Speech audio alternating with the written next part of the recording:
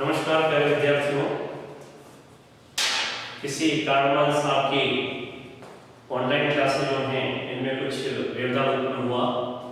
इसके बाद पुनः अपने आज से इन क्लास के बारे में आप यहाँ चर्चा की जाएगी।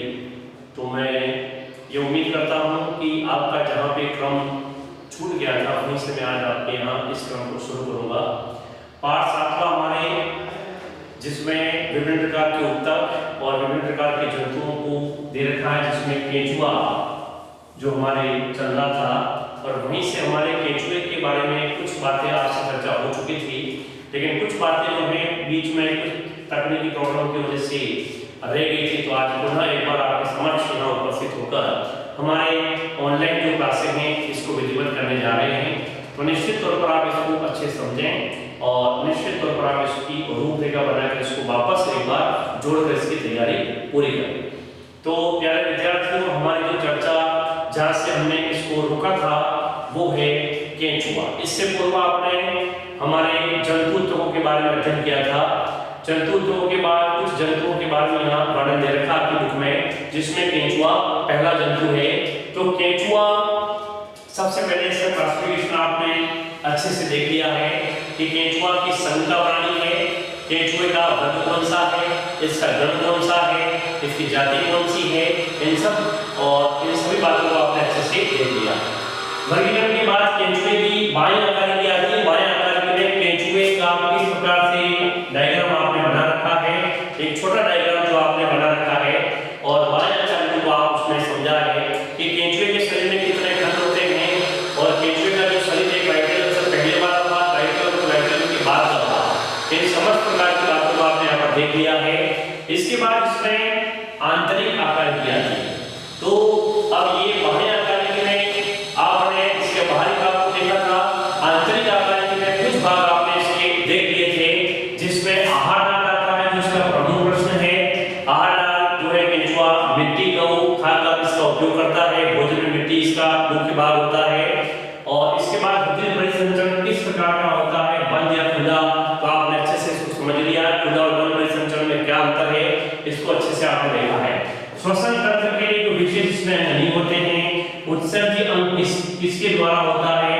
तो ये कुल 4 प्रमुख बातें हैं, आहार नाल, रुधिर परिसंचरण तंत्र, श्वसन तंत्र और उत्सर्जी तंत्र। इन सभी तंत्रों के बारे में आपने अगले वीडियो नोट्स के माध्यम से समझा भी है और इसको नोट भी किया है। तो यहाँ पर हमारे केंचुए से संबंधित कुछ बातें रह गई हैं जो यहाँ पर मैं आज आपसे बात करूंगा। तो जिसमें शेष भाग जो हमारे रह गया वो है तंत्रिका तंत्र की मैं बात करूंगा। तो तंत्रिका तंत्र जो है केंचुए में, यानी कि तंत्रिकाएं क्या होती है, बाह्य एवं उद्दीपनों को ग्रहण करती हैं और शरीर के विशिष्ट भागों तक इसकी सूचना को पहुंचाती है। आपने देखा होगा केंचुए से जब किसी वस्तु या मनुष्य इसको स्पर्श करते हैं तो एकदम सिकुड़ जाता है, यानी कि अपनी जो बाह्य उद्दीपन को ग्रहण करके किस प्रकार से तंत्रिकाएं जो हैं सिमट कर केंचुआ जो है इस प्रकार से एक गोल राउंड के रूप में आ जाता है। तो तंत्रिका तंत्र जो है वो विभिन्न प्रकार की तंत्रिकाओं की गुच्छिकाओं के रूप में होती है। गुच्छिकाओं के रूप में होने के बाद वे मस्तिष्क का निर्माण करती है, जो एक वलय के रूप में उपस्थित होती हैं। गोलाकार जो छोटे छोटे भाग एक वलय का रूप में धारण कर लेते हैं और मस्तिष्क का निर्माण करते हैं। तो तंत्रिकाएं जो होती हैं केंचुए में बाह्य उद्दीपन को ग्रहण करती हैं। तंत्रिकाएं गुच्छिकाओं के रूप में होती हैं, जिसका सीधा संबंध मस्तिष्क से होता है और किसी भी प्रकार के पर्यावरण की मतलब उद्दीपन को ग्रहण कर को मस्तिष्क तक पहुंचाते हैं और केंचुआ अपनी प्रतिक्रिया व्यक्त करता है। तो तंत्रिका तंत्र जो है बाह्य उद्दीपन को ग्रहण करने का कार्य केंचुए में करता है। इसके बाद जिस प्रकार मैंने यहाँ पर आपको आहार नाल कहा था कि आहार नाल इसका प्रमुख प्रश्न बनता है, तो आपको अच्छे से ध्यान रखना है। इसके साथ इसका डायग्राम था। इसी प्रकार आज जो बिंदु आ रहा है जनन तंत्र, इसका भी आपको विशेष ध्यान रखना है कि 2 प्रश्न ऐसे हैं जो सीधे आगे बढ़े रूप में परीक्षा में आ सकते हैं और परीक्षा में आए भी हैं। तो यहाँ पर हमें ध्यान रखने वाली बात है कि जनन तंत्र सबसे पहले केंचुआ जो है उभयलिंगी प्राणी। उभयलिंगी का मतलब होता है नर और मादा दोनों एक ही प्राणी में होते हैं, उसे उभयलिंगी प्राणी कहते हैं। तो केंचुआ जो है उभयलिंगी प्राणी है और इसका जनन तंत्र का डायग्राम जो है बिल्कुल मैं आपको नोट्स में उपलब्ध करवा रहा हूँ, जिससे आप बना लेंगे और बनाने के साथ ही इसके बारे में थ्योरिकल भाग है उसको आपको अंदर बनाना है। तो यहाँ पर उभयलिंगी का मतलब होता है कि केंचुआ जो नर और मादा दोनों एक ही प्राणी में होते हैं। अब यहाँ पर ध्यान रखना है कि नर भाग और मादा भाग किस खंड में पाए जाते हैं, क्योंकि केंचुआ जो है 120 खंडों से इसका बाहरी भाग बना होता है, तो नर भाग जो है 10वें और 11वें खंड में पाए जाते हैं।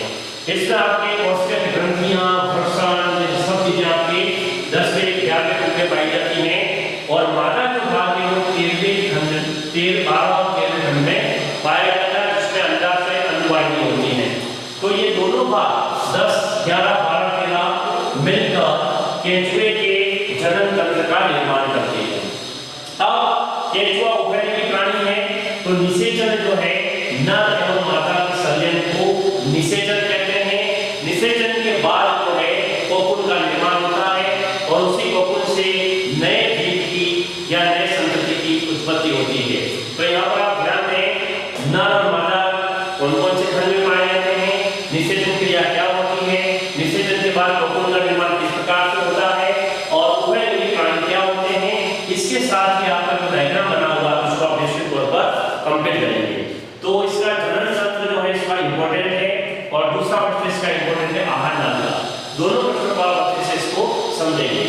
इसके बाद इसमें लास्ट इसका एक प्रश्न रहता है, केंचुआ जो है इसको किसान का मित्र भी कहते हैं, क्यों? तो यहाँ पर ध्यान रखना है, केंचुआ जो है मिट्टी को उपजाऊ बनाने का कार्य करता है, अर्थात केंचुआ जो है मिट्टी का भोजन के रूप में उपयोग करता है, और उससे निकली हुई विस्तार पुनः जो है मिट्टी के अंदर मिल जाती है, जिससे विशेष प्रकार की खाद का निर्माण होता है।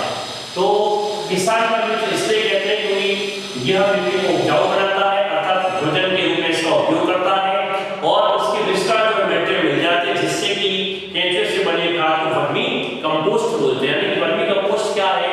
केंचुए से बनी खाद को वर्मी कंपोस्ट कहते हैं।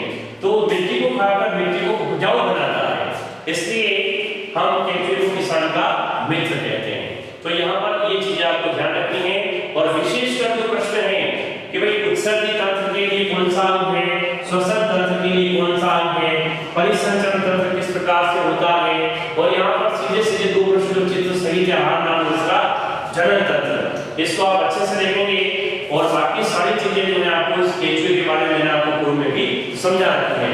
तो यहाँ पर आप ध्यान देंगे, कंप्लीटली नॉलेज आपको इस केंचुए के बारे में आपको दिया गया है, इसके बारे में अच्छे से आप समझ लें, और इसके जहाँ जहाँ आपको डायग्राम आ रहे हैं, जहाँ जहाँ चित्र आ रहे हैं, इसको कंप्लीट तौर पर आप उसको बना लें। चित्र को पेंसिल से बनाना है, इसको लेवलिंग यानी कि नामांकन भी पेंसिल से ही करना है। चित्र बनाते समय किसी प्रकार से पेन का आपको उपयोग नहीं करना है, पेन से केवल आप लिखना है कार्य करेंगे। तो यहाँ पर केंचुए के बारे में जो नॉलेज जो डिटेल जो मैंने आपको दे रखा है, इसको अच्छे से समझ लें, इसको अच्छे से लिख लें। इसके बाद अगला जो भी तंतु आएगा मैं आपको अपने नोट्स और वीडियो के माध्यम से बताऊंगा।